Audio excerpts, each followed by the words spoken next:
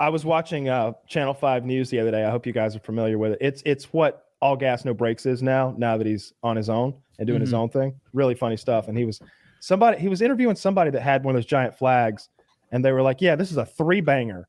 And the camera pans up, and you realize how truly long the flagpole that he's been holding this whole time and shot is, because you thought he had like a 6-foot flagpole.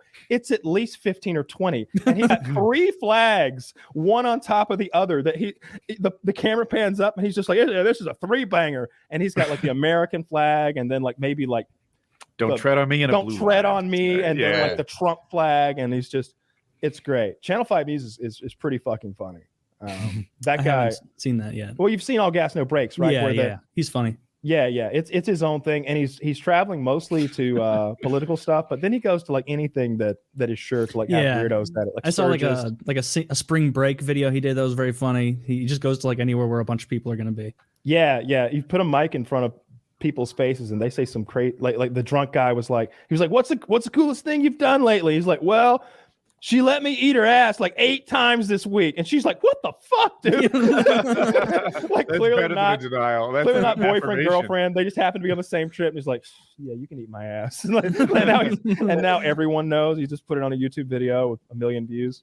No, I like his channel a lot.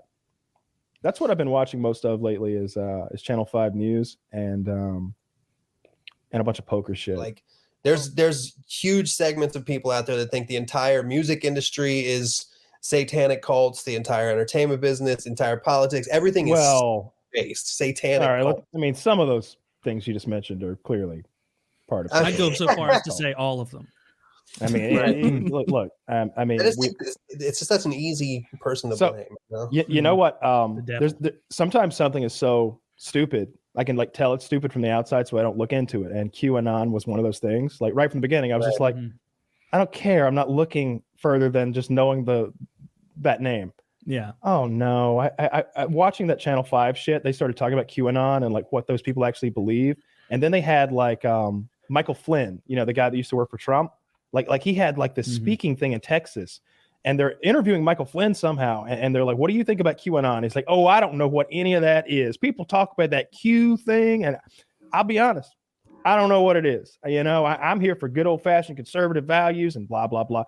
Then they show him a video of him like in a backyard saying the QAnon like chant slogan thing, like whatever the fuck it is. Like they have like where one we go, all one go, something with all in one. They got like a slogan or something, like a motto or a code of fucking arms or whatever you want to call it. And like he's reading it, and then like he's on stage, and like the lady next to him has like a jacket with a big Q on it. like she literally has a big Q on the back of her jacket. It's well, they don't want to piss them off because they're on the team.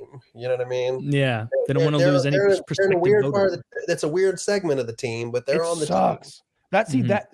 This is the problem with this binary like option that we have, is that both sides end up having to pander to the extremes. So you have to, the right isn't actually that crazy, I don't think, but they have to pander to the crazy fucking QAnon people. And the left probably isn't that wackadoo and ridiculous either, but they got to pander to the blue-haired lady that screams in the street. If there was a third option that we could shift, no, we need a third and fourth option for the QAnon people and for the blue-haired people. We need like you know how some of those European countries like Germany, it'll be like our 11 biggest parties, and like sometimes like a whole party gets wiped out. Like that would be kind of nice. Well, the problem is that it's all based on entertainment.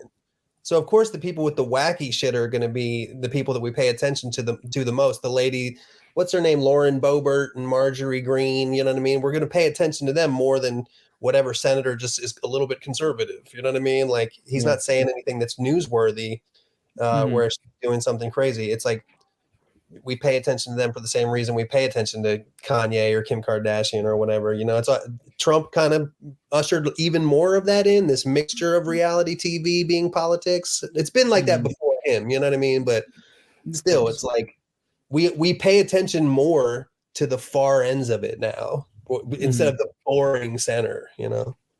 That's boring true. Doesn't work. Yeah, that's where the most fighting and combative, arguments are, and so that's what they kind of tend to platform. Yeah.